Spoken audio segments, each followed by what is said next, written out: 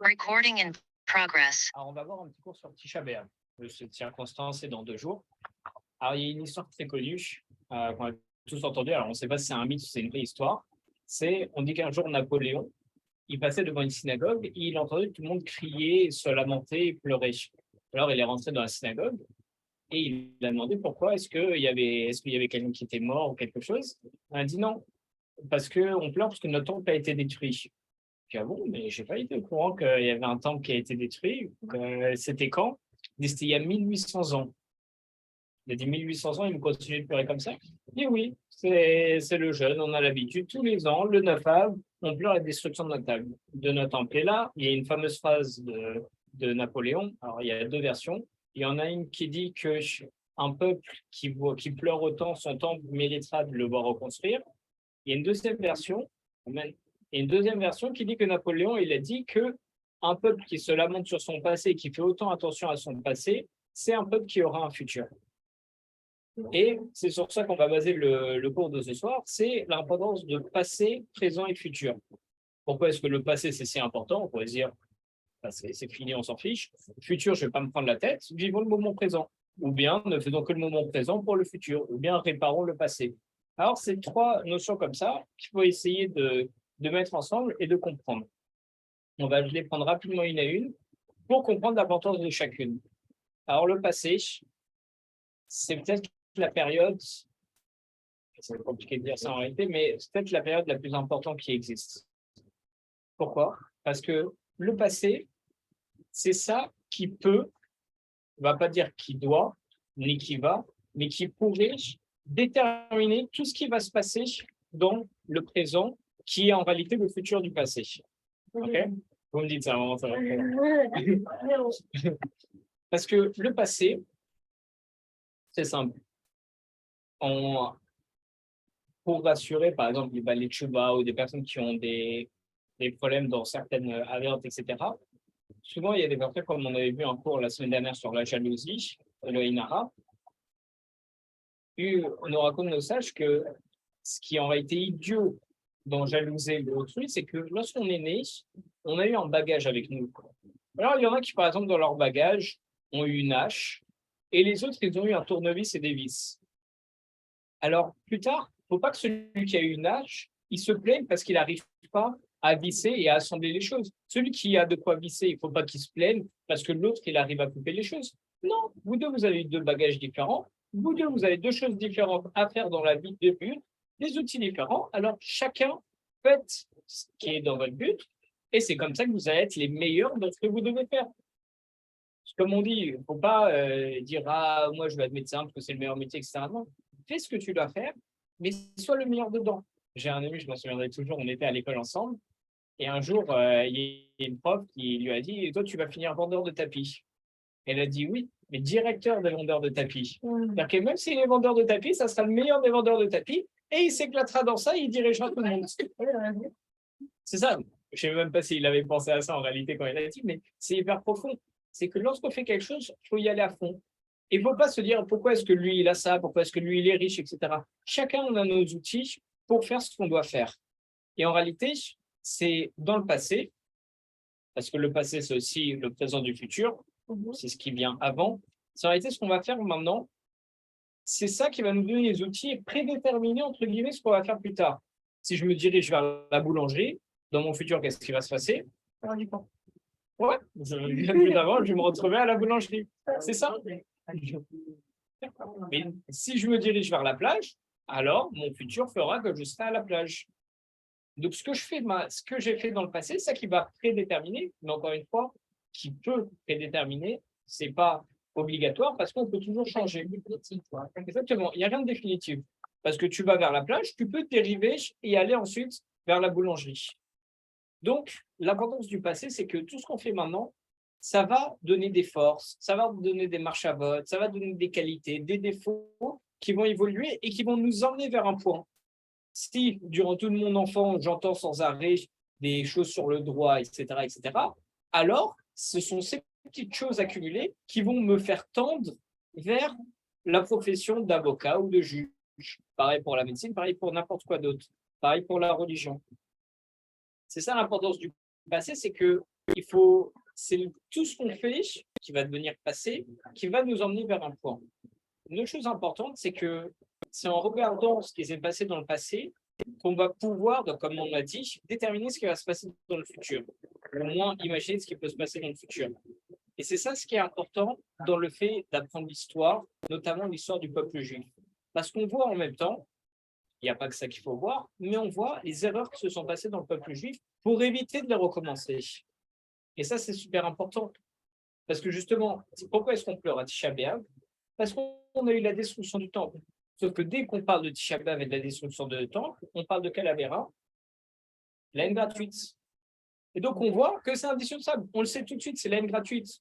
Qu'est-ce que ça m'apporte, moi, maintenant, qu'il y a 1800 ans, il y a eu un problème de haine gratuite? Parce que de là, on t'apprend que si tu continues d'avoir la haine gratuite, si tu recommences, voilà ce qui va se passer. Donc, comprends, parce que souvent, il y a plein de situations où il y a des personnes qui ont peur d'une chose et les mêmes personnes face à la situation n'ont pas peur. Par exemple, des attentats dans un pays de Shalom.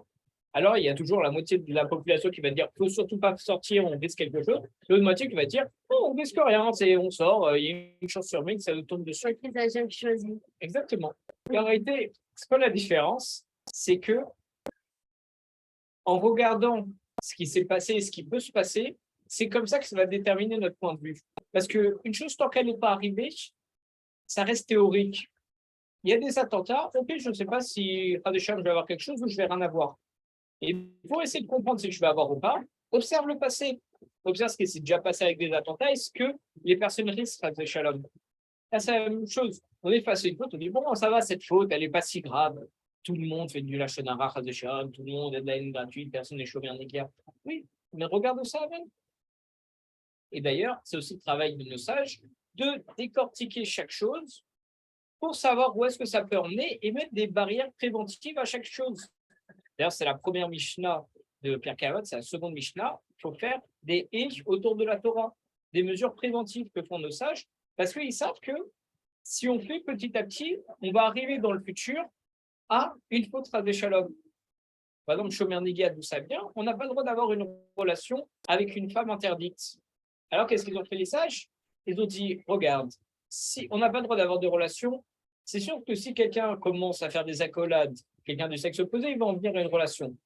Ils ont réfléchi, ils ont dit, c'est vrai aussi que si quelqu'un fait la bise à une personne du sexe opposé, il peut y avoir une attirance, ça va amener une relation. Donc, ils ont mis des barrières préventives en disant, on doit être Shomer Negia, on n'a même pas le droit de toucher quelqu'un du sexe opposé, parce qu'il y a toujours un peu d'affection.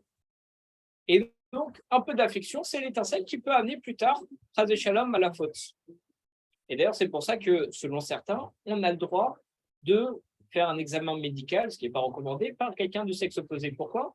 Parce que la personne qui va nous ausculter, elle a la tête totalement dans le travail et elle fait ça toute la journée. Alors, à partir de ce moment-là, on peut imaginer qu'elle a 100% la tête dans le travail et donc il n'y a aucun problème. Mais tout le reste, c'est pour ça qu'on a mis les barrières de Shomer Negia pour ne pas en venir à ça. Et ça, c'est pour toutes les fautes. On observe qu'est-ce qui s'est passé de base pour savoir comment est-ce qu'on en est venu à la Avera. D'ailleurs, c'est intéressant parce que dans le chasse, dans toutes les massacres de Gemara, on voit qu'il y a Nazir, la massacre Nazir avant Sota, ou bien l'inverse. On demande pourquoi, c'est quoi la relation entre les deux. Alors, Nazir, pour rappeler, c'est une personne, un homme qui a pris sur lui de devenir Nazir, c'est-à-dire qu'il va se laisser pousser les cheveux pendant minimum 30 jours, il n'a plus le droit de boire du vin, il amènera après ses cheveux qu'il rasera au temple, et il n'aura pas le droit non plus d'avoir de relations de mémoire. Et la femme Sota, c'est une femme qui a commis un adultère. Et donc, elle est soupçonnée, on fait les eaux de la Sota. Hein. Adultère, c'est avoir une relation avec un autre homme alors qu'elle est mariée. Et donc, il y a tout un procédé par rapport à la femme Sota. Et on se demande pourquoi est-ce qu'il y a l'un qui vient juste avant l'autre. Parce qu'en réalité, on dit que c'est la faute du vin qui en vient à causer un adultère et à faire des bêtises. C'est pour ça qu'on a la massacre de Nazir, parce que Nazir, c'est là où on s'interdit de boire du vin. Alors aujourd'hui, on ne fait plus de vœux de Nézirut. D'ailleurs, on dit que c'est très mal vu de faire des vœux de façon générale, parce qu'on a assez de commandements, assez de chomrot. Ça sert à rien de faire des vœux, de rajouter des trucs supplémentaires et de risquer, Chas Shalom, de les transgresser. Et donc, c'est pour ça qu'on a Nazir avant Sota ou bien l'inverse, parce que justement, c'est une prévention. Je te dis, fais attention, fais attention au vin, parce que c'est ça qui te donne la frénésie et qui te fait faire appel à toi et tu perds le contrôle. De là, donc encore une fois, nos sages, ils voient toujours ce qui se passe dans le passé, ce qui peut être fait, ils prennent ça avec des cas comme un peu de la jurisprudence pour déterminer et pour mettre des barrières pour éviter les mauvaises choses. Donc le passé, on a vu que ça a déjà deux importances, parce que de un, on peut prévoir le futur et c'est ça qui va prédéterminer toujours, entre guillemets, ce qui peut se passer. Et aussi, c'est comme ça qu'on va pouvoir éviter nos fautes et en regardant l'histoire, voir quelle est la conséquence de chaque chose. Parce que, encore une fois, si je suis comme ça, il y a une faute, je ne l'ai jamais faite, je ne sais pas ce qui se passe, je suis dans une nouvelle chose, alors il peut m'arriver n'importe quoi, je ne connais pas. Mais si je demande à des personnes qui ont déjà vécu, ou bien qui connaissent, etc., même si tu partir en voyage dans un pays, ah, qu'est-ce que tu en penses? C'est comment la cache-route, c'est comment là-bas, la sécurité, etc. Il faut demander à quelqu'un parce que sinon, on arrive dans le vide. Quand on arrive dans le vide, il peut arriver tout et n'importe quoi. Ça peut être merveilleux, comme ça peut être déjà désastreux. C'est pour ça que c'est important de voir avec le passé d'une personne, quelqu'un qui a déjà connu, se renseigner pour prévoir le futur. D'ailleurs aussi, c'est toute l'éducation qu'on a reçue, c'est comment on a grandi, que ça va nous amener vers un point. Pour quand on est adulte, quand on grandit, quand on prend notre profession, etc. Maintenant, l'importance du présent. Le présent, c'est le moment maintenant. Alors, on ne peut même pas le déterminer parce que chaque seconde, ça devient du passé. Et la seconde juste après, c'est le futur. exactement. Et Safmaaseh B'Marshavatrila, toutes les choses qu'on fait, ça commence par une pensée. Ça veut dire c'est dans le présent, les pensées qu'on va avoir qui vont déterminer notre futur. Et c'est tout ce qu'on va faire maintenant dans le présent qui va déterminer notre futur. Si je commence à tendre ma main vers le verre, alors au final, ma main, le verre se retrouvera dans ma main. Mais c'est parce que je l'aurais fait maintenant. Et quand on agit au présent, il faut penser à deux choses, à la fois au passé et à la fois au futur. Pourquoi? Parce qu'il faut penser au futur, parce que ce qu'on va faire, encore une fois, ça va avoir un impact, et ça peut avoir un impact très important, comme par exemple pour les mitzvot ou les avérots.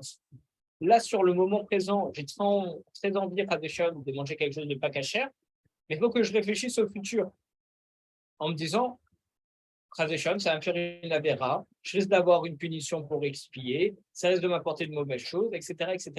Donc, avant de faire une action, je dois penser au futur. Mais il ne faut pas vivre dans le futur. Il ne faut pas dire, ah, je vais laisser ça tout à l'heure parce que je le voudrais plus dans le futur. Ah, je vais faire ça pour le futur, je vais évaluer pour le futur. Ah oui, il y a beaucoup de choses qu'il faut faire pour le futur, mais il faut savoir vivre le moment présent. Parce que si je vis toujours pour le futur, c'est-à-dire à J plus 1, entre guillemets, alors je ne vivrai jamais le J. Parce que je dis, le verre d'eau que j'ai, je le laisse pour demain.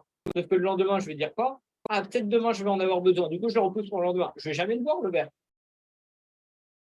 Et pareil, il faut penser au passé. Il faut penser à si j'ai déjà fait la chose, comment ça s'est passé, est-ce qu'il faut que je la refasse, est-ce qu'il ne faut pas que je la refasse, est-ce qu'il faut que je l'améliore, est-ce que oui, il faut que je fasse telle chose, parce que j'ai déjà eu cette situation, je ne l'avais pas fait et maintenant il faut que je le fasse. D'ailleurs, on dit que lorsqu'on va faire tes chevaux sur quelque chose, après de beaucoup, il nous remet plus tard dans la même situation, exactement avec les mêmes circonstances, voir si on va fauter par de shalom ou pas. Là, c'est la même chose. Réobserver ce qu'on a fait, ce qui s'est passé, ce qui allait pas, pour pouvoir le changer au moment présent. Et le changer au moment présent, pourquoi? Pour avoir le Olam Haba dans le futur.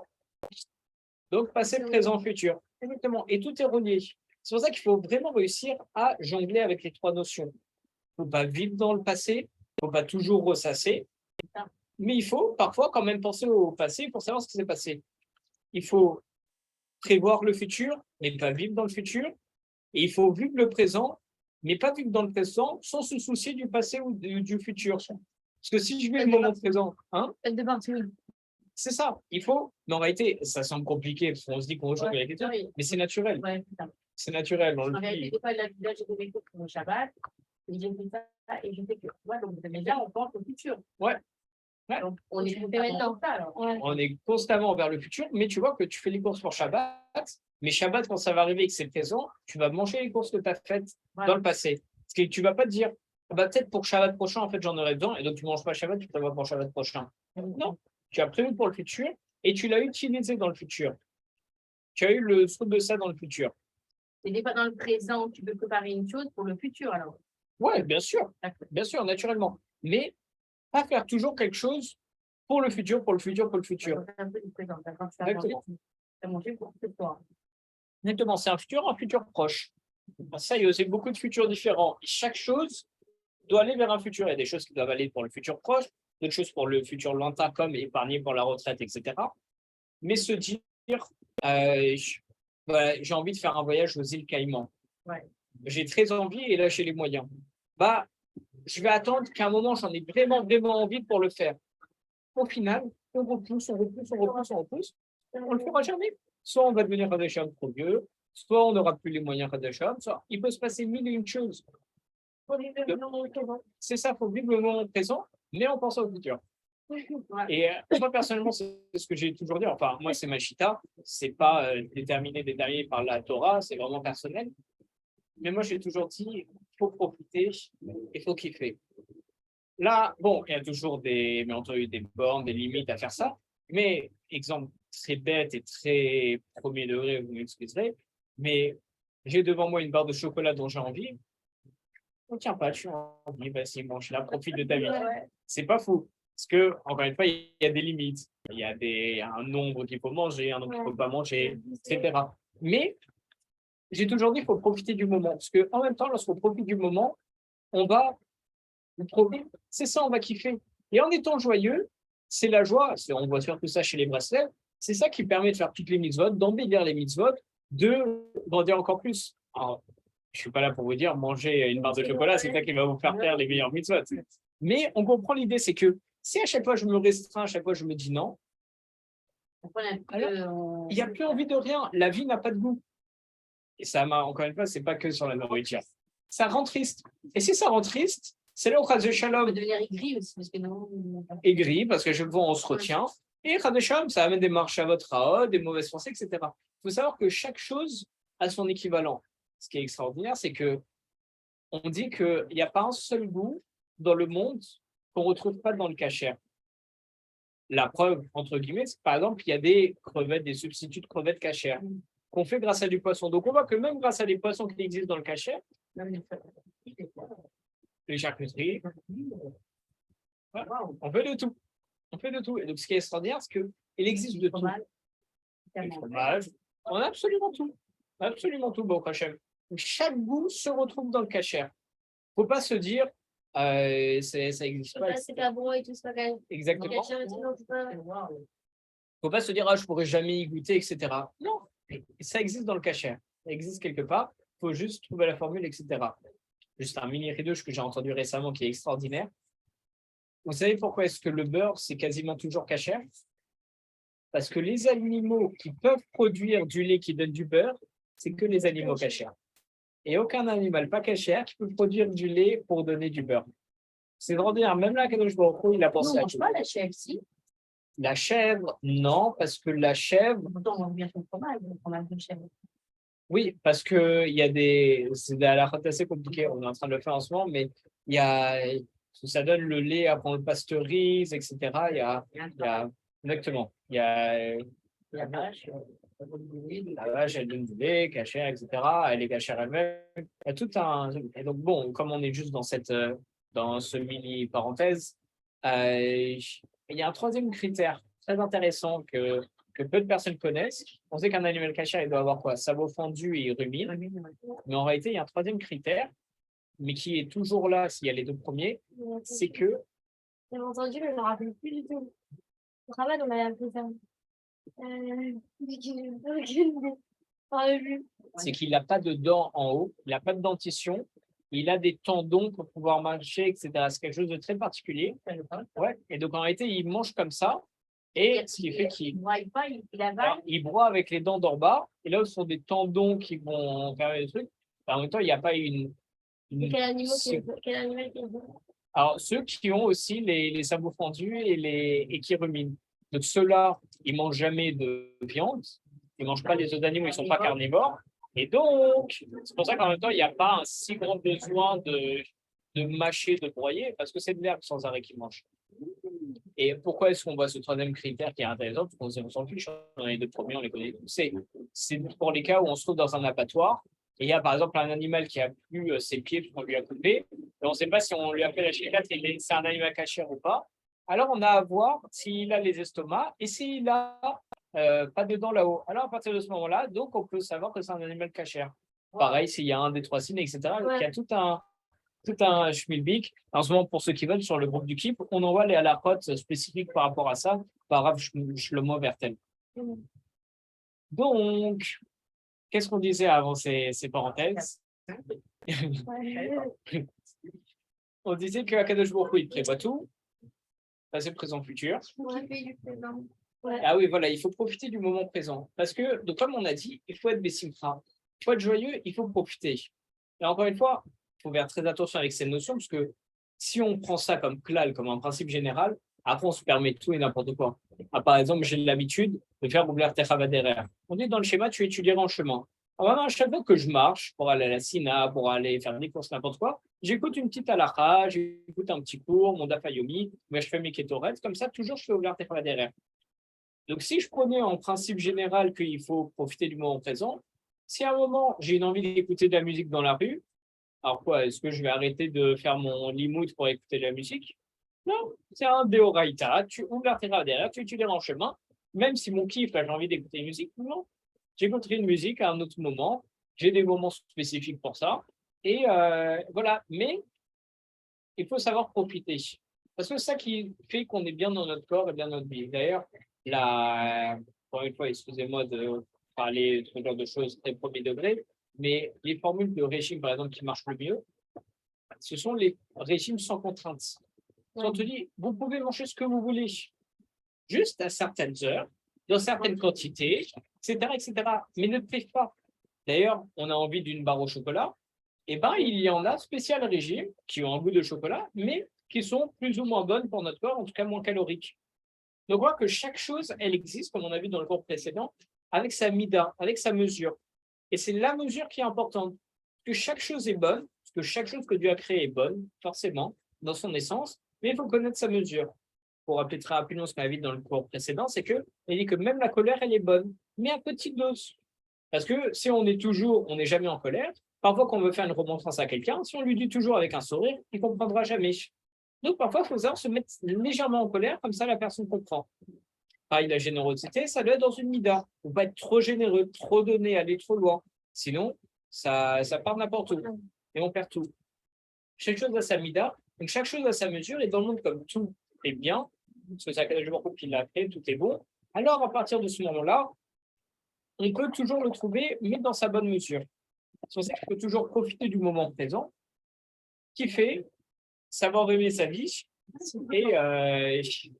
et voilà. Mais donc, c'est important de bien vivre sa vie, d'être content. On sait qu'à Tisha B'Av, par exemple, pour reprendre le sujet, on n'a pas le droit d'étudier la Torah. Parce que c'est impliqué d'étudier la Torah. Pas le droit d'étudier la Torah, si ce n'est des passages de deuil, etc., etc. Donc, on a tout il Avelut qu'on peut étudier. Il y a des dizaines et des dizaines de ces films dans le Shulchan Arour. On a de quoi faire, comme m'a dit Rav Yosef Rosenberg, mon Rav, il n'y a pas longtemps, il y a 2 jours avec un cours, il a dit, moi, si on me disait que Tisha B'Av, c'était tous les jours, j'aurais de quoi étudier tous les jours juste pour Tisha B'Av. Tellement il y a de sujets, de deuil, malheureusement, etc. Pareil, dans la matière Gitting qu'on est en train de faire dans le Dafayomi, il y a des souliyettes, il y a des passages où on parle de Titus, où on parle des destructions, etc. Donc, on peut étudier. Exactement. On voit que même l'étude, donc on voit que l'étude, on n'a pas le droit de faire ça. Pourquoi? Parce que c'est un plaisir.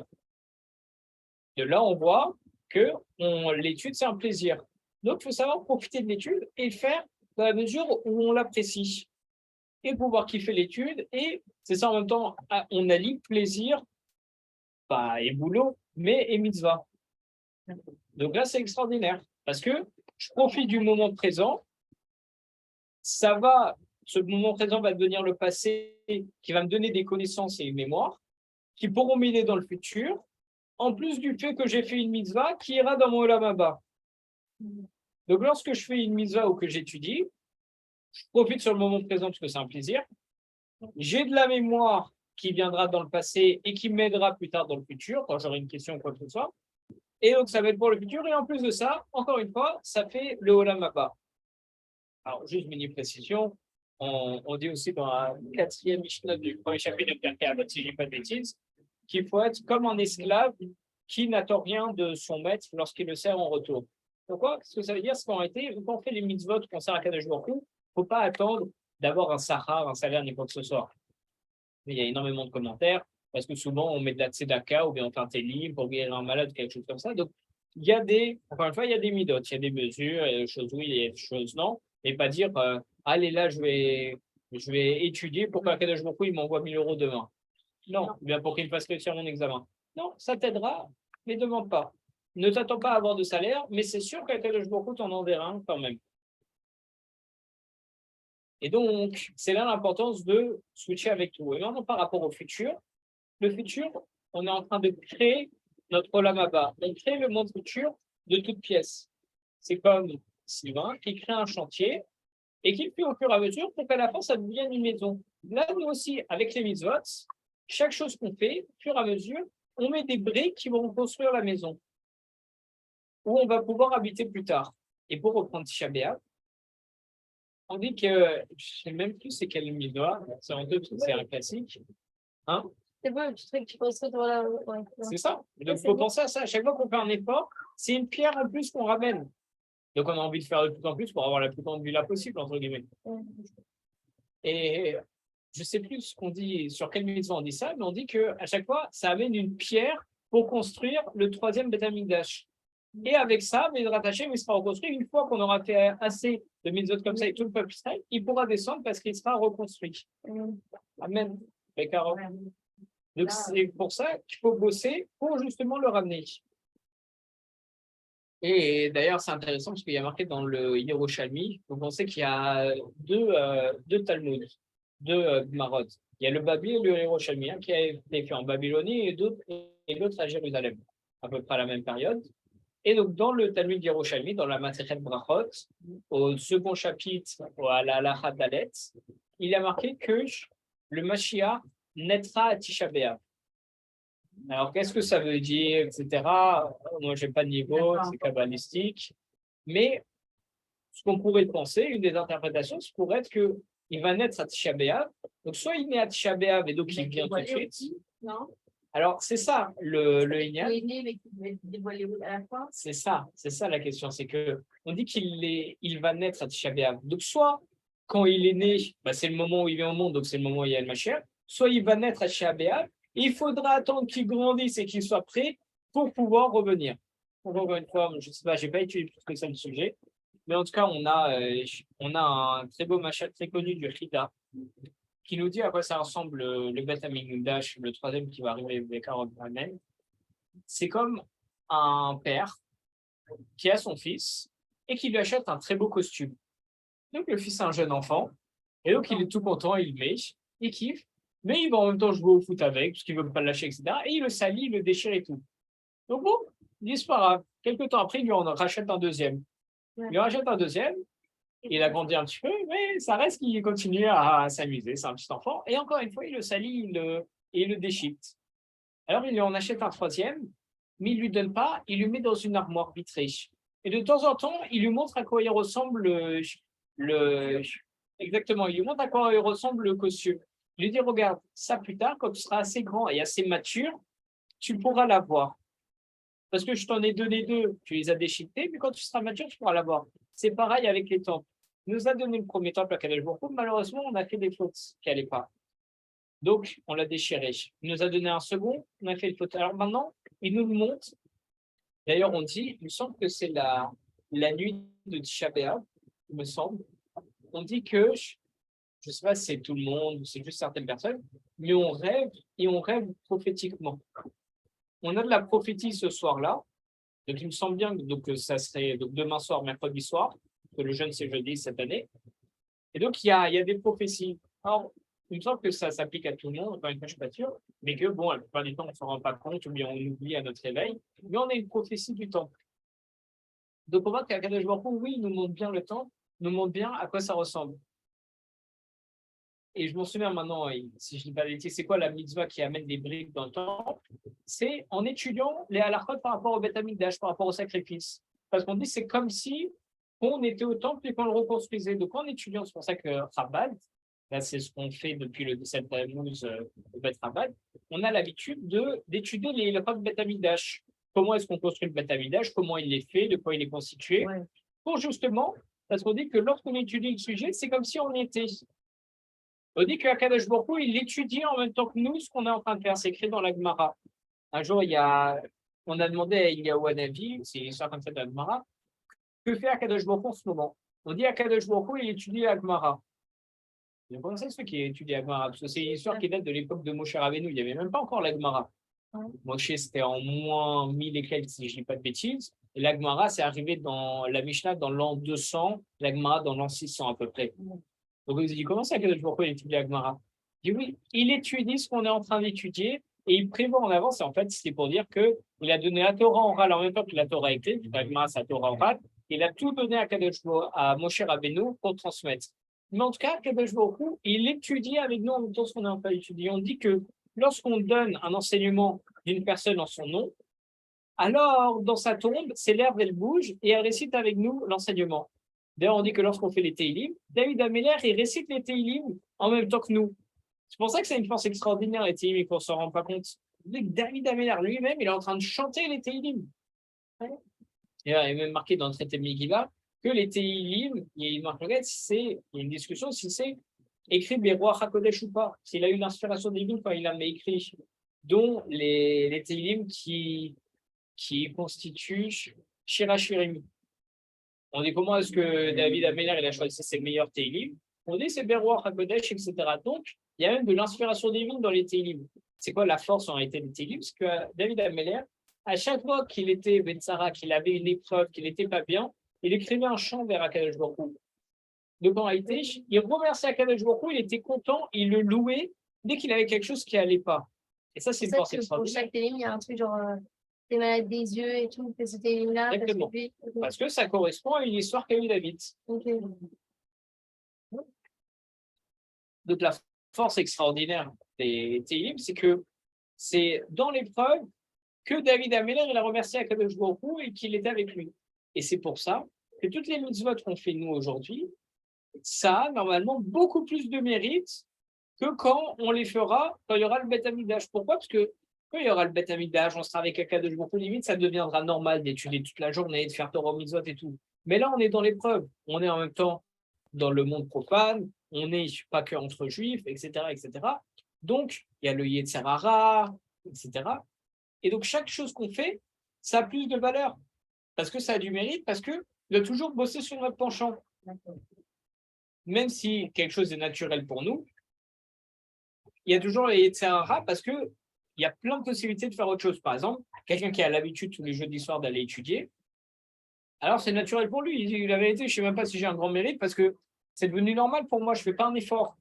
Mais en réalité, si on réfléchit, au lieu d'aller étudier, il pourrait sortir avec les copains, il pourrait aller au cinéma, il pourrait kiffer, il pourrait se détendre à la maison, il pourrait se dire flemme. Donc en réalité, il y a plein de choses qu'il pourrait faire qu'il ne va pas étudier. Et plus tard, Bezrat Hashem, avec le Beth Amikdash, dans le Olam Haba, il n'y a pas tout ça. Il n'y a même plus de Sarara. Donc il y a moins de mérite. Et donc c'est là où il faut se rendre compte de ça, où il faut travailler aujourd'hui dans le présent, parce que justement, on profite de chaque instant maintenant, ce sont des instants en réalité qui valent énormément, malheureusement, bien entendu, il vaut mieux avoir le temps, mais ça vaut énormément parce qu'on a beaucoup de mérite dans chacune de nos mitzvot. Et donc, c'est maintenant qu'il faut rentabiliser. C'est comme si on savait en avance pour le Bitcoin, ou quelque chose comme ça qui allait exploser. Et donc, on sait que à un moment, aujourd'hui, il coûte 10 €. Plus tard, ça va coûter 30 000 €. Quand ça va coûter 30 000 €, si tu en achètes un à 100 €, ça n'aura plus beaucoup de valeur. C'est pas à 30 000 € et tout. Mais si tu achètes maintenant, alors tu as fait l'effort maintenant et ça va fructifier dans le futur. Là, c'est la même chose. Il faut bosser maintenant pour préparer le monde futur. C'est là l'importance de faire une mitzvot et de se rappeler le srout et toute la dimension qu'on peut avoir derrière chaque mitzvah.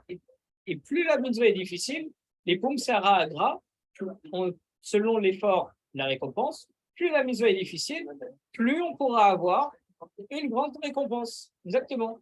Et donc, et il faut se souvenir de ça. Par exemple, donc, pour l'anecdote, là, on est à Jean-les-Pins, on est juste avant Tisha B'Av, la mer est déchaînée, il y a énormément de vent, il fait très froid. On a même du mal à marcher dans la rue tellement on est repoussé par le vent. C'est terrible. Et chaque année, c'est la même chose. Et moi, j'ai l'habitude à Jean-les-Pins, comme je n'ai pas l'occasion de faire mikvé à Paris, alors tous les jours, je fais mikvé dans la mer à Jean-les-Pins. Et donc aujourd'hui aussi, il faut que je fasse mikvé. Et moi, je me suis dit, allez, je m'en fiche pour Akadosh Baruch Hu. Et d'ailleurs, pour ceux qui me connaissent à l'époque, j'ai toujours été très frileux dans l'eau. J'ai toujours énormément de temps pour rentrer dans l'eau. Je mets 20 minutes, je me mets le pied dans l'eau, j'avance de 2 cm, j'attends encore 20 minutes. Une horreur. Mais quand j'ai commencé à prendre conscience de l'importance du mikvé il y a 2 ans à peu près, alors tous les jours, je vais à la plage et je vais dans l'eau. Et je m'oblige. Même si j'ai froid, je me dis, je m'en fiche. Pour Akadosh Baruch Hu, comme ça, grave, plus c'est compliqué, plus je le fais. Et tout à l'heure, j'ai pris une serviette. Je suis allé, il n'y avait personne à la plage. J'ai posé ma serviette. J'ai dit, allez, je cours, je cours. L'eau déchaînée et glaciale. Et j'ai sauté. Et j'ai fait mon mikvé. Je suis resté 2 minutes dans l'eau, je suis sorti. J'ai pris ma serviette. Je me suis posé sur le sable pour essayer de me réchauffer. Mais je me suis dit, peu importe, j'ai quelque chose sur moi, je le fais. Akadosh Baruch Hu, il m'a demandé de le faire. C'est qu'il m'a donné les forces pour le faire. Je le fais. Il ne faut pas réfléchir. Et ça, c'est un principe. Et vous, les hommes à la mer, c'est pas comme les femmes, il faut être surveillés. On a une surveillance par rapport à vous. Ouais. Alors, ok, on fait cette parenthèse. Plusieurs choses par rapport au mikvé. C'est vrai que les hommes, c'est beaucoup moins strict que la femme. D'ailleurs, même la femme, elle a des mesures de mikvé à respecter, avec une certaine quantité d'eau et tout. Ça ne doit pas être de l'eau puisée. Il y a des questions même de la neige, mais c'est pas puisé. Après, ça devient de l'eau. Est-ce que ça marche ou pas? Elles peuvent le faire dans la mer, là. Alors, elles peuvent le faire dans la mer, si je ne dis pas de bêtises. Nous, par exemple, les femmes ont beaucoup plus de restrictions où voilà, il doit y avoir rien qui soit en contact avec le corps, aucun mélange dans les cheveux, etc. Les hommes, on peut même y aller en maillot de bain. Du moment qu'il est un petit peu desserré et qu'il y a de l'eau qui peut passer partout, alors on peut y aller tranquillement. On fait le mikvé, après on peut ressortir. Les femmes, c'est beaucoup plus compliqué. Ouais, ça doit être totalement pur et tout, parce que la femme, elle a une réelle obligation de faire mikvé pour se purifier après qu'elle soit nida, pour être permise à son mari. Et l'homme, en réalité, Pour monter de la Torah, l'homme doit le faire tous les jours parce que par rapport aux prières, pourquoi? c'est même pas obligé. Alors, si je dis pas de bêtises, l'homme, il n'a pas de réelle obligation d'aller au mikvé, mais le mikvé, ça remet les produits à zéro, ça purifie. C'est pour ça qu'il y en a qui ont l'habitude d'aller au mikvé à Rosh Hashanah et Kippour, parce que ça purifie, etc. Il y en a qui font plus et qui font la veille de Shabbat parce que c'est Shabbat. Il y en a qui vont tous les matins avant la prière.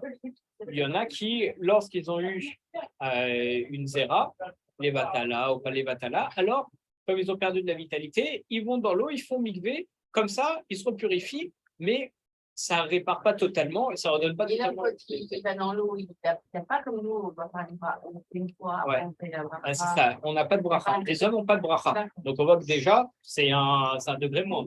Ouais. Et, Je sais pas,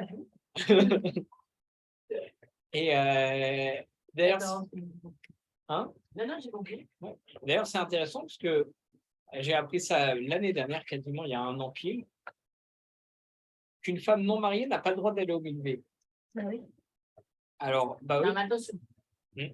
Une femme non mariée, d'accord, si elle n'a pas eu de problème. Maintenant, si la femme, elle vit avec un monsieur, les deux sont juifs, donc si une femme n'a pas fait la repas, je pense que c'est mieux qu'elle a une autre. Alors justement, là où Il y a plein de discussions là-dessus. ouais, parce que là où Moi, je j'ai suis des copines qui étaient plus là avec leur avec un ouais, ils veulent pas. Et ben, à un moment donné, dans il y avait 44 ans, il préférait que la femme allait le métier. alors Après, il est obligé de s'en faire ou pas, tu vois, parce que machin, parce qu'il ne voulait pas se marier. Faites juste une fois pas, faites pas le civil, mais faites juste une fois. C'est avec le vote provisoire, tu ne peux pas le faire ouais, sans le civil. Mais le travail, apparemment, ça, je ne savais pas. J'ai appris en écoutant des choses. Mais je sais qu'il y en a qui préfèrent qu'un couple aille au lever, même si c'est pas marié. alors justement, alors, par rapport à ça, d'où ça vient qu'une femme non mariée ne peut pas aller au mikvé? De base, elle pouvait, mais c'est une takana de Shlomo Ameler, si je ne dis pas de bêtises, qui a interdit ça, qui a interdit aux jeunes filles d'aller au mikvé, puisque justement, ça va arriver à ça, où les jeunes filles vont aller au mikvé pour avoir une relation après. Sauf que c'est interdit d'avoir une relation en mariage. D'ailleurs, à l'époque de la Gemara, etc., avoir une relation, c'est Messayem Kiddushim. C'est une des 3 manières d'être marié. Donc, tu as une relation avec une personne, tu es considéré comme marié. C'est pour ça qu'il ne faut pas faire ça. D'ailleurs, il y a eu une histoire d'une personne qui n'arrivait pas à trouver son mazal, ou bien elle était avec une personne, ça ne marchait pas du tout, alors qu'ils étaient fait l'un pour l'autre. Demandez comment ça se fait. Alors, ils sont allés voir un rave un peu kabbaliste. Il a dit, toi, tu as eu des relations dans ta jeunesse. Il dit, oui, avec un homme. Il dit, sache que tu es marié avec cet homme. Parce que tu as eu une relation avec lui. Tu es considéré comme marié. Alors maintenant, tu veux pouvoir réussir à te mettre avec quelqu'un d'autre à avoir ton mazal. Il faut qu'il te donne un guet, il faut qu'il te divorce pour que vous ne soyez plus considéré comme marié et pour que tu puisses avoir une vie normale. Donc c'est pour ça que c'est hyper important d'abord d'être shomer négat. Alors il faut savoir que shomer négat, c'est la halacha. Ce n'est pas une khumra, c'est obligatoire. Aujourd'hui, ça semble religieux pour ceux qui sont shomer négat, mais c'est obligatoire. Et donc, il faut être shomer négat, mais encore pire, c'est surtout pas avoir de relation parce que ça emmène à ça. Et on dit que justement, avoir une relation avec une femme nida, alors une femme est considérée comme nida pendant toute la période où elle n'est toujours pas allée au mikvé. C'est-à-dire une femme qui a été nida il y a eu 1 mois, il y a 3 semaines, qu'elle n'est pas allée au mikvé, elle est quand même considérée comme nida, comme impure, et donc c'est interdit. Et c'est pour ça qu'il y a la takana où elles ne peuvent pas aller au mikvé, parce que justement, sinon elles vont aller au mikvé, elles vont se dire, maintenant je suis pure, j'ai le droit d'avoir des relations, de faire ce que je veux, etc. Et c'est ça ce qui est interdit, et ce qui est encore une fois très grave, avoir un rapport avec une nida, ça fait partie des 3 fautes capitales qu'il faut, où on doit se laisser mourir, Chas Shalom. Parce qu'il y a Avodazara, Damim, c'est le fait de tuer quelqu'un. Si on tue quelqu'un, il vaut mieux se faire tuer. Si on te dit prosterne devant une idole, il vaut mieux se laisser tuer et avoir une relation interdite. Et dans les relations interdites, il y a la relation Nida. Et donc, il vaut mieux se laisser tuer que d'avoir une relation Nida. Alors, il y a même l'opinion. Hein? On a une autre vague de ça cette année. Ah ouais? Dans les 4 minutes, on a dans Kiddush Hashem. Kiddush Hashem, exactement. Mourir Kiddush Hashem, tout comme ça. D'ailleurs, l'opinion du Rambam, mais qui est très marmire, et qu'il y a beaucoup de poskim qui ne sont pas d'accord, mais qui disent par rapport à Shomer Negia que si à un moment on en vient à devoir serrer la main ou un truc comme ça, le Rambam, encore une fois, qui fait le Khumra, il dit qu'il vaut mieux se laisser mourir plutôt que serrer la main. Parce que ça fait partie des 3 fautes capitales, c'est sous le chapeau de Herva, et donc ça fait partie de la faute capitale, et donc il vaut mieux se laisser mourir plutôt que même serrer la main. Encore une fois, c'est une khumra, parce qu'en réalité, Shomer Negia, le problème, c'est que, comme on a dit tout à l'heure, il y a toujours un petit côté affectif. Avec le sexe opposé, il y a toujours un côté affectif. Donc, ça amène, etc. Donc, le Rambam, il est marmire, il dit dès le début, vaut mieux se laisser mourir, donc à quel point c'est une gravité. Mais voilà, donc, on voit l'importance de ça. Alors, tu dis qu'il y en a qui permettent. Moi, je n'ai aucun avis, de toute façon, je suis personne, mais je pense que ce n'est pas hyper profond. Mais je sais qu'il y a des raves qui permettent ça. Ouais. En fait, c'est. Peut-être qu'il y a parce qu'ils ont fait des enfants aussi, tu vois. Ils ont fait des enfants, donc elle ne faisait pas la mida, tout ça. Et donc après, il s'est dit. Ouais, c'est vraiment du cas par cas, parce que Shlomo Ameler, encore une fois, il a décrété ça pour interdire. C'est Shlomo Ameler, il n'y a personne qui est au niveau de Shlomo Ameler aujourd'hui. Mais c'est qu'après, au cas par cas, là où ça peut se défendre, c'est qu'on voit qu'une personne qui, de toute façon, est Nida, et de toute façon, elle va avoir une relation et avoir des enfants. Et les Ben Nida, les enfants qui naissent d'une femme qui était Nida, on dit qu'ils auront un attrait vers le sang, qu'ils peuvent être des meurtriers, des mauvaises midotes. C'est terrible. C'est terrible. Les enfants de Ben Nida, d'ailleurs, on dit ça, c'est très spirituel, etc. Mais c'est sûr que ça se voit scientifiquement parlant, avec les périodes, etc., les meilleurs moments, les meilleurs ovules, etc. Donc, c'est sûr que ça se démontre scientifiquement. Et Ben Nida, c'est terrible. Les enfants Ben Nida, ça peut raser Shalom, même donner des Ben Sorer au Moré. Ce sont des cas théoriques dans la Gemara. Il n'y a jamais eu ça, il me semble. Mais s'il y a un enfant qui a un attrait vers la viande, vers le sang, et qui est prêt à tuer, ou je ne sais plus quoi, enfin, un enfant où ça se voit que théoriquement, il va devenir terrible dans le futur, alors il faut mieux tuer cet enfant. Alors, ce cas-là n'est jamais arrivé, ce qu'on appelle le Ben Sorer Moré, c'est un cas théorique, mais il y a 2-3 critères comme ça, où l'enfant, s'il a ces critères-là, ça va devenir plus tard quelque chose de terrible, un monstre. Vraiment un monstre. C'est comme si, imaginez-vous devant vous, quand déjà un enfant de 5 ans qui vole, qui est prêt à tuer, comment dire, qui torture des animaux, ce genre de choses. Laisser quelqu'un grandir comme ça, parce qu'on dit que c'est dans la nature. Et avant, quand c'est dans la nature ancré comme ça, plus tard, on ne peut pas changer. Et tout le monde est capable de faire teshuva et tout, mais ça, c'est un cas, encore une fois, théorique dans la Gemara. Il ne peut pas changer, c'est dans sa nature. Et on voit d'ailleurs qu'il y a marqué, c'est dans le traité Shabbat, si je ne dis pas de bêtises, les signes astrologiques, d'ailleurs, Rav Tuitou donne beaucoup de cours dessus. Chaque signe astrologique, il a un véritable impact. Alors aujourd'hui, les gens s'amusent avec les magazines où il dit ah, Verseau, aujourd'hui, il va se passer machin, machin.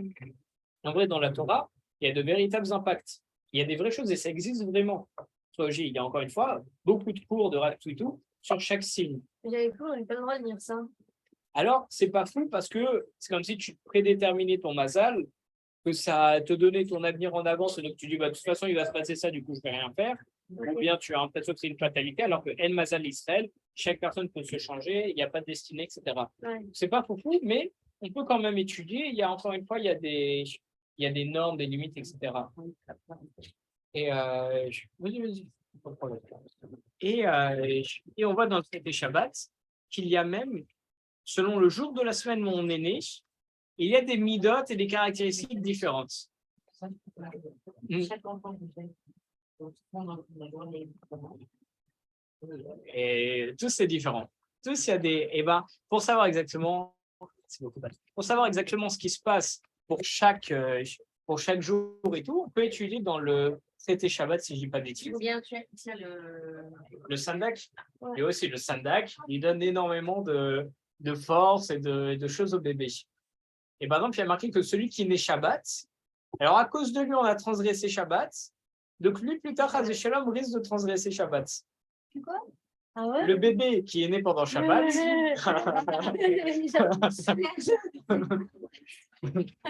un bébé qui est né Shabbat, alors il a poussé ses parents à transgresser Shabbat. On a tout à fait le droit de transgresser Shabbat pour ça. Il n'y a aucun problème. Accoucher et tout, il y a zéro problème. On ne discute même pas. Mais ça a quand même poussé à une transgression de Shabbat. Donc lui, plus tard, risque de transgresser Shabbat. Ou bien il aura certaines caractéristiques par rapport à ça. Donc on Moi, voit j'ai que. entendu que c'était bien d'être un Shabbat. Je vois pas les Oui, c'était. non, j'ai déjà été une fois à une prise là, les gens m'avaient choqué grave. La Brit Mila qui tombe, c'est mal. C'est parti. Ah, c'est genre, il est né à Kippour. Non, il est à Il y a 8 jours avant. Et il fait la prise Ah, là. on a le droit de ça? Qui est pour. Ouais. Ouais. Parce que la Brit Mila, tu dois le faire le 8e jour. Du coup, tu n'as pas le droit de repousser.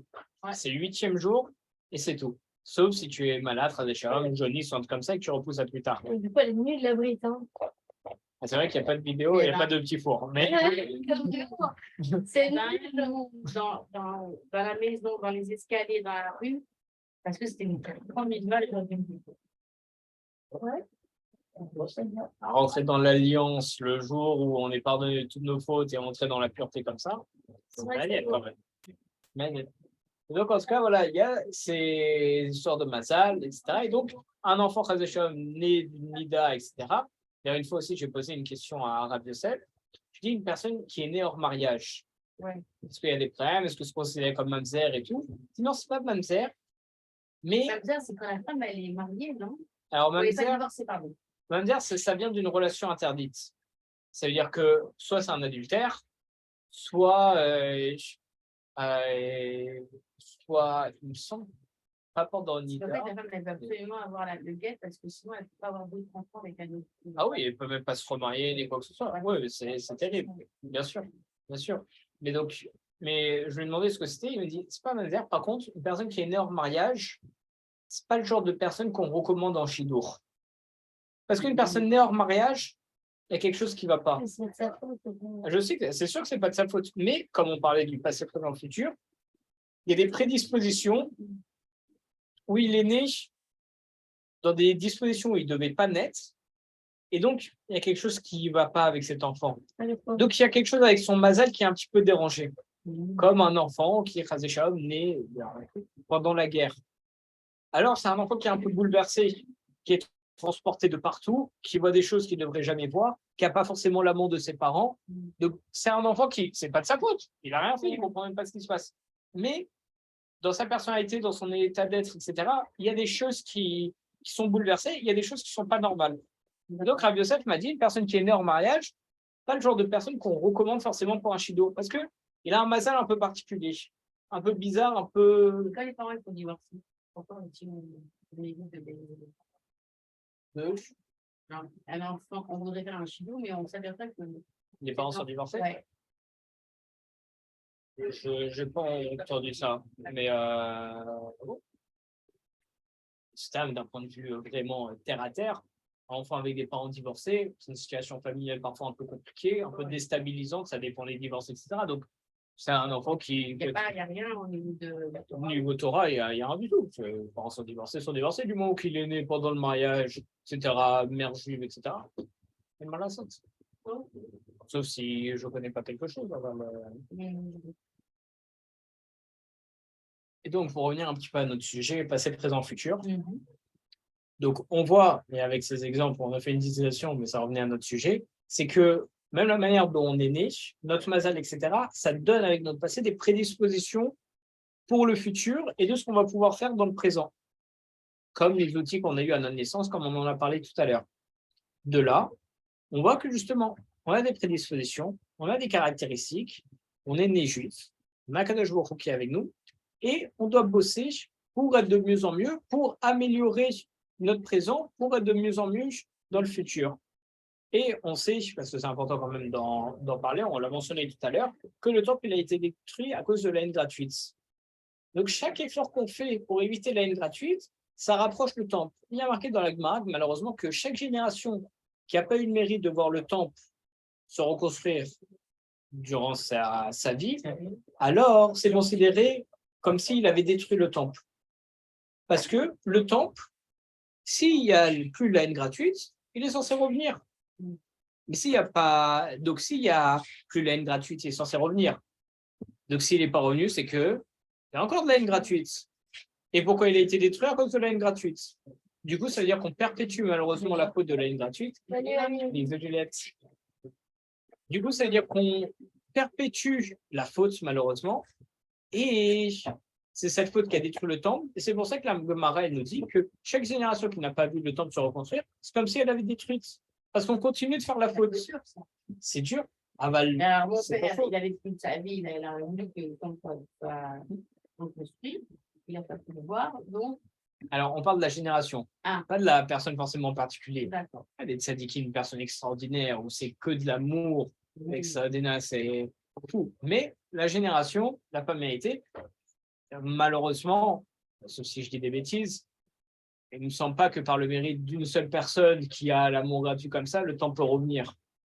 Il me semble que c'est comment on peut faire? Parce que à chaque fois, on se dit, bon, il faut que ma chère arrive, il faut que contrôler chaque juif. Il faut que chacun prenne ça sur soi. C'est comme on dit que si tous les juifs du monde, durant un Shabbat, gardent Shabbat, alors ma chère, il arrive. On dit aussi que Razacham, si tous les juifs du monde au même Shabbat transgressent Shabbat, alors le monde pourrait être détruit. Et en fait, à quoi ça ressemble le peuple juif? On sait qu'on était 600 000 quand on est sorti d'Égypte. Pourquoi j'ai un bug sur le... C'est ça, 600 000. 600 000. Je ne sais pas pourquoi j'ai un gros doute.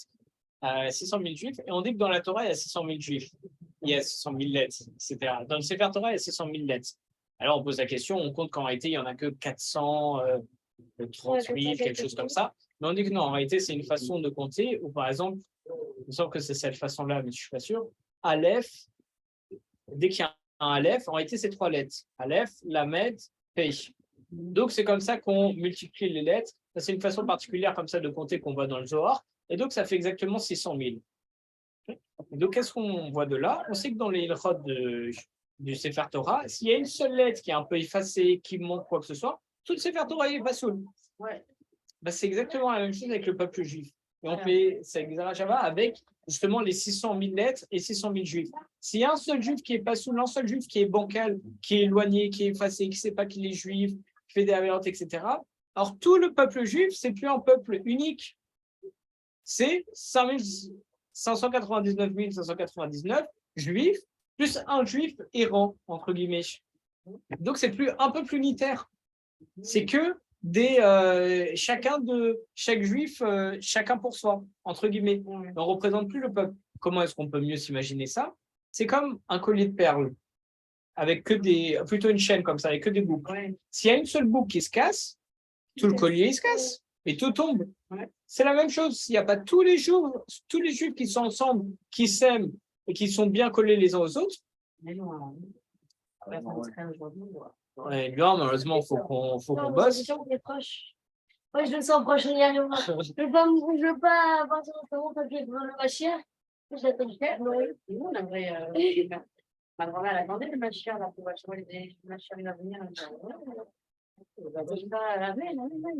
Je sais qu'il est là, le père. Comment pouvoir réussir à mettre tout ce peuple-là Et dans le monde entier? Parce qu'il aurait secret. il faut y croire. Moi, je crois qu'il est là. Il arrive, il est sans Alors, en réalité, très certainement, même qu'il est déjà là, ma chère. voilà. Mais qu'on ne s'en rend pas compte. Voilà. Soit il est déjà né, soit il est déjà là. En fait, on ne sait pas exactement ce que c'est ma chère. On sait qu'il y a deux ma chère. Ma chère Ben David et ma chère Ben Yosef.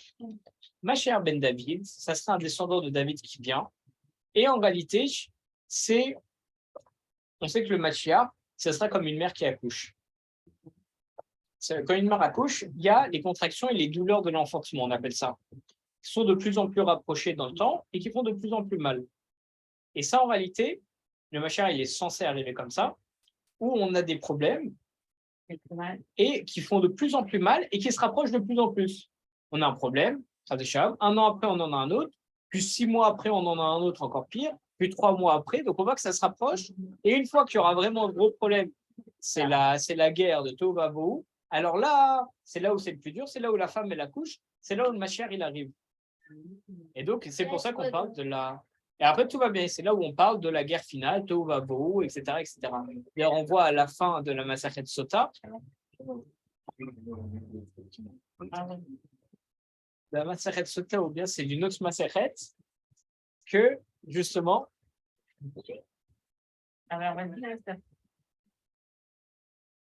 excusez-moi, on voit à la fin de la Masachet Sota ou d'une autre Masachet, je ne me souviens plus exactement, que lorsque, c'est pas Sota, excusez-moi, il faut que je la retrouve, c'est Gittin, c'est pas Gittin, je retrouverai la Masachet, sur les dernières lignes, où on dit que lorsque Mashiach arrivera, alors il n'y aura plus de respect pour les sages, tout se retournera, etc., etc.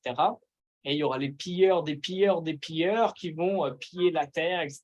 Mais après ça, tout ce qui était stérile va pouvoir donner des fruits de nouveau, etc., etc. Donc, c'est quelque chose de très important. J'essaie de me souvenir de la Masachet, j'ai fait le CEO il y a 3 jours, c'est terrible. Mais donc, on voit qu'en réalité, tout va beau, tout va être retourné. Et ça, Mashiach, en réalité, c'est comme ça, Mashiach Ben Yosef, c'est comme ça, c'est la guerre, où en réalité, ça va tout remettre à plat, ça va tout recommencer un peu comme le déluge. Donc, c'est vraiment, on va arriver au dernier niveau, Chadeshaom, et ça va être terrible. Et Mashiach Ben David, c'est si on est assez méritant, en réalité, on évite toutes les contractions, comme de la femme, enfin, toute la contraction du Mashiach, les Hashem qu'on est ce Mashiach-là, et que c'est directement la royauté qui descend de David qui va arriver, et on va y avoir aucun problème, et directement Mashiach, plus de persécution, plus rien, et ça arrive tranquillement, et tout se passe bien. Donc, il y a 2 versions, mais il faut essayer de bosser, bien entendu, pour avoir la plus facile. Ça. Et donc, en réalité, il y a une version où on va devoir expier toutes nos fautes avec toutes les mauvaises choses Hashem qui vont arriver, et l'autre, on va être assez méritant pour recevoir le Mashiach. C'est terrible quand même. D'ailleurs, il y a un chidouche très intéressant, où on voit que lorsqu'on est sorti d'Égypte, on a dit on est sorti à la hâte, rapidement. Pourquoi rapidement? Parce qu'on était des voleurs, nous ont permis de sortir, nous ont donné même l'aurore, etc. Pourquoi à la hâte?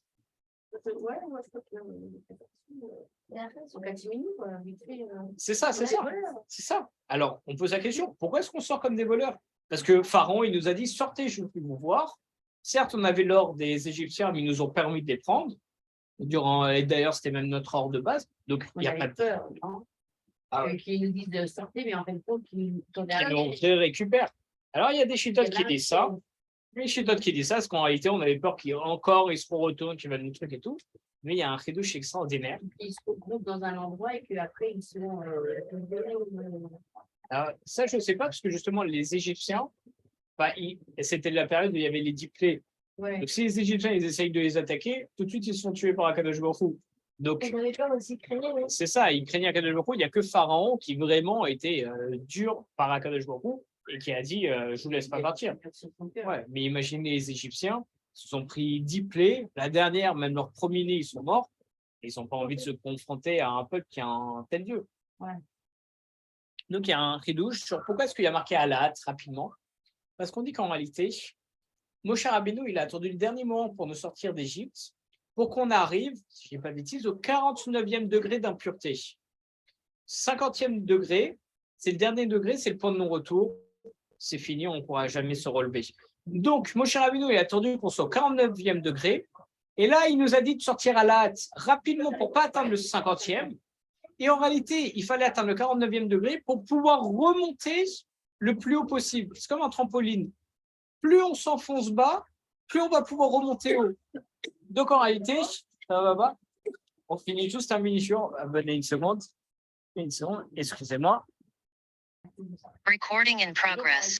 Tout se fait en symétrie. C'est-à-dire, si on était, donc on dit qu'il y a 50 degrés. Si on était au 10e degré, on aurait pu monter au 30e. La symétrie se fait par rapport à 25. Donc en réalité, au 35e, moi je suis au casé, bon, peu importe. Mais c'est toujours en symétrie. Donc on attendait qu'on soit au plus bas, comme le trampoline, pour aller au plus bas pour pouvoir remonter au plus haut. Et c'est pour ça qu'on allait à la hâte, pour justement pouvoir remonter et tout avoir. Là, c'est la même chose, c'est l'idée de Mashiach ben Yosef, c'est justement de tout raser pour pouvoir remonter au plus haut et d'avoir le Mashiach juste après avoir le diamétralement opposé. Et c'est pour ça que Bezrat Hashem, qu'on ait le mérite donc de pallier à Zaten gratuite en reconstruisant, comme dit Rabbi Lubavitch, en reconstruisant le temple grâce à l'amour gratuit, en faisant tout gratuitement, sans rien attendre au retour, comme la 4e Mishnah ou la 3e Mishnah de Pierre Kavod du premier chapitre, comme un serviteur qui n'attend rien en retour de son maître, qu'on donne, qu'on fasse parce qu'on a envie de le faire, parce que c'est avec le cœur. Et avec ça, Bezrat Hashem, qu'on ait le mérite d'avoir le temple, Bekarov, et que tout se passe bien. C'est grave penser au cours du Rav Sneh Gouetam.